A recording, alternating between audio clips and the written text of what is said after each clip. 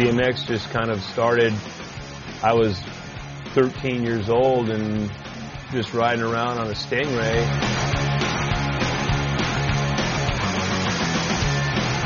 It was like wildfire. You couldn't go anywhere without seeing a BMX bike.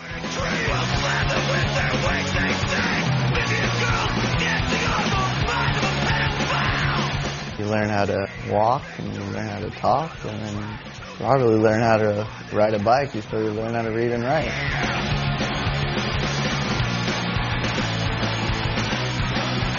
Back in those days, it was definitely a fight to get a finish, and the Ripper was a part of that. And Perry was known for knocking guys down and punching through the riders to get to the finish line.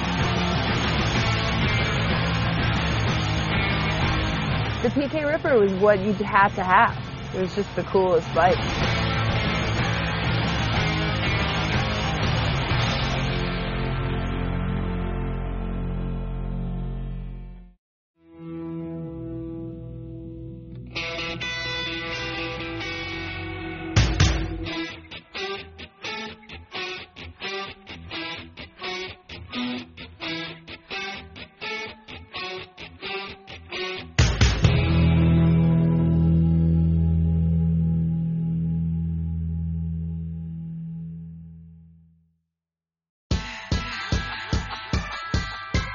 If these kids are trying to ride bikes now, they got to know what the bikes were like back in the day, right?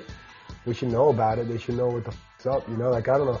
I think that anybody that's trying to create anything for the future needs to know the past. I mean, there's been two really cool documentaries made. One was Dogtown and Z-Boys, the other Joe Kidd on a Stingray.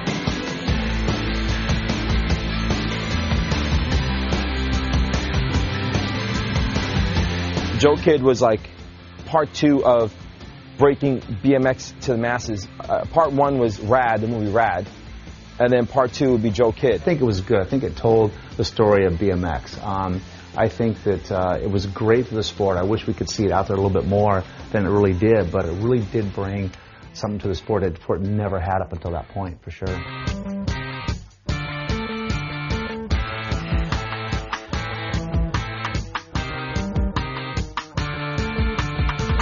I think it's always important for a kid to understand the heritage of anything they're involved in. If somebody's passionate about something and into it, they should understand the heritage of it. I feel the same way about skating and BMX and surfing and, you know, all of the sports that we're involved in.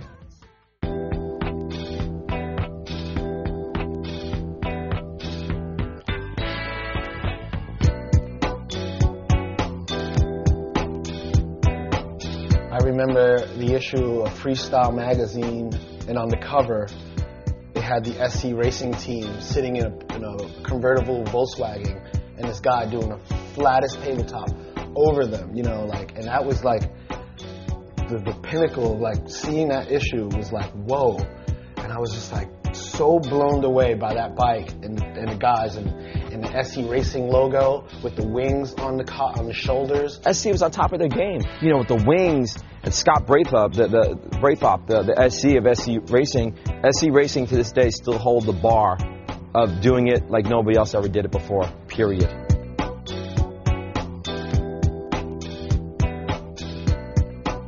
SE had a tendency to sponsor guys that had a little edgier image to them. I don't know if I actually fit that image, but I was glad to be part of it because, you know, with my howdy-doody looks, I always wanted to be a bad boy, and being on SE helped me get there.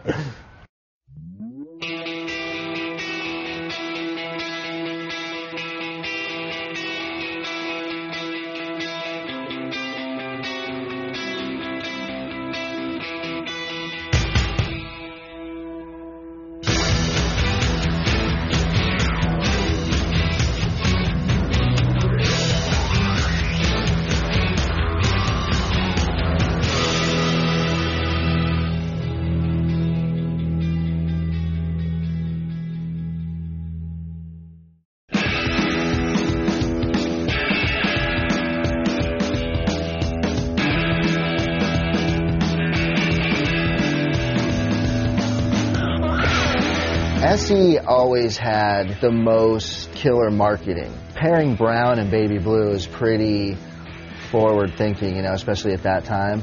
And then combining that with like camo patterns and the leathers and the helmets and stuff, that was really forward thinking. With their graphics, with their colors, they were always ahead of the curve, or a little bit different. They always play a little bit outside the box. The shape of their frames, everything.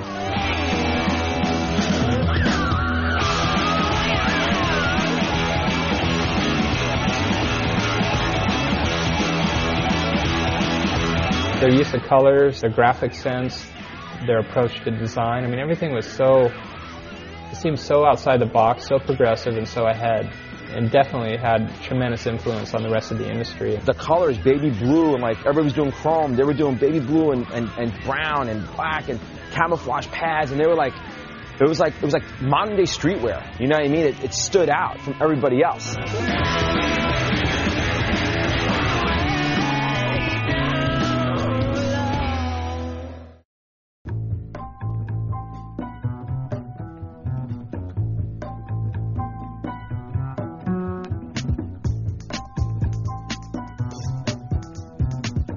Well, PK Ripper, just like probably everybody else that's like my age or from that era, everybody wanted a PK Ripper. That was like one of the first bikes that was like, it didn't look like a bicycle, it looked like a machine.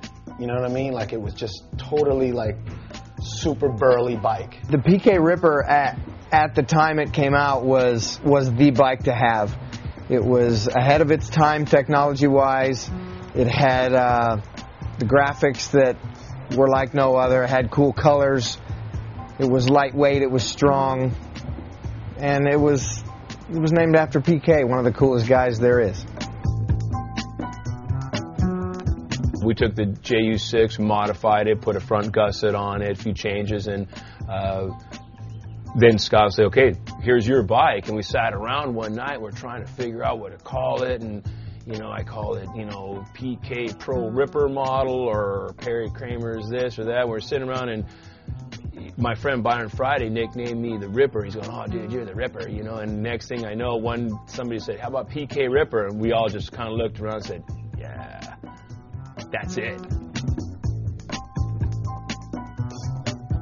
Before the PK Ripper, we had Stingrays. We all rode those. The geometry was way off. The PK Ripper kind of came in with a steeper head angle, longer front end, lower bottom brackets, a lot easier to race around a BMX track. So it kind of set a precedence to the way BMX bikes are still built today. The PK Ripper set the standard for like the new geometry of like the lines and like, using a new material. That was just like a technological advancement, and that kind of just changed the way that people rode. I think it was just one of those first bikes, the PK Ripper. It was a bike everybody knew. Everybody that's old has heard of the PK Ripper. It was the most unique bike out there. It was definitely a bike that I think not a lot of people had, but a lot of people wanted.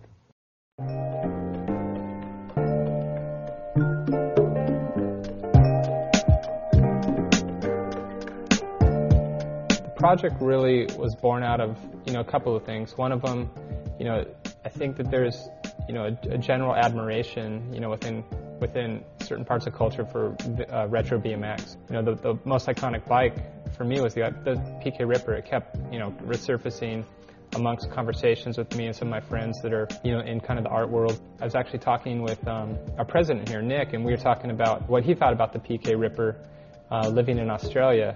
And he said the same thing. It was like, oh my God, everybody revered that bike. We saw it in magazines. It was impossible to get. And it just clicked. I was like, why don't we bring it back? Like, why don't we look at paying homage to that bike as one of the most iconic sort of symbols of vintage BMX?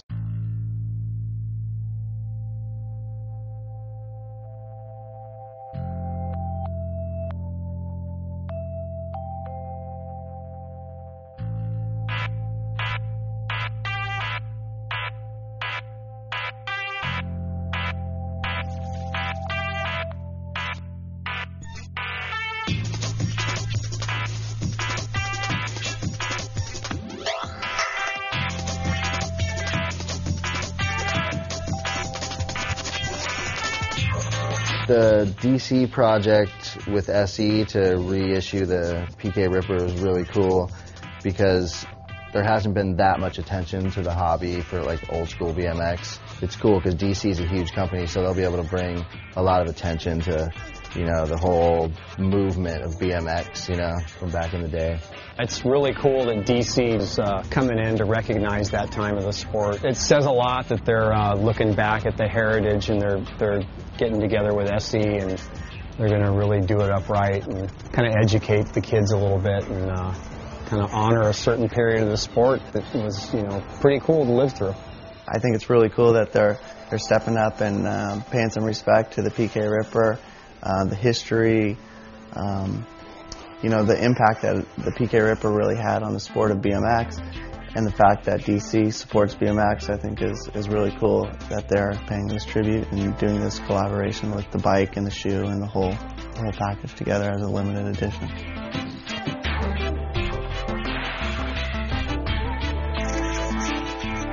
The fact that Damon and DC are doing this as an artist project and showing the art form as BMX as an art is the ultimate. And he's not just like making thousands of bikes and thousands of shoes. He's paying the ultimate tribute to BMX and showing it as it's an art form. It's not just a bunch of kids riding a bike.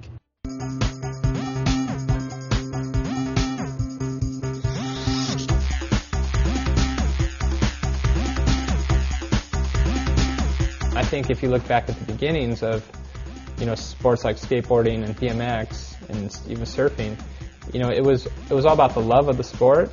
There was no industry. It was, you know, do it yourself. And it was pure and innocent. And I think that it's so important for kids to understand that that's how these industries were born, and to somehow reconnect with that on whatever level they can, you know, to really engage that like soulfulness of the beginning.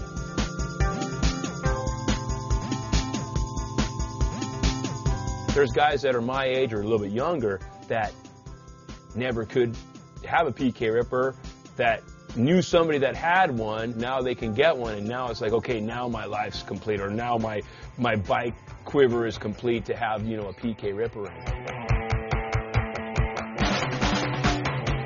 What would I do today to get a PK Ripper? I don't know, I pretty much would punch my mother in the face. Seriously? I will give him my left nut for one of those, and I really mean that. Dominic doesn't have a right nut, so he'd probably give his left nut, which leave him with nothing. So, you know, good luck with that. What do I have to do to get a PK Ripper? Getting the second one and putting it right next to that one would be unstoppable. I finally get to have the bike of my dreams.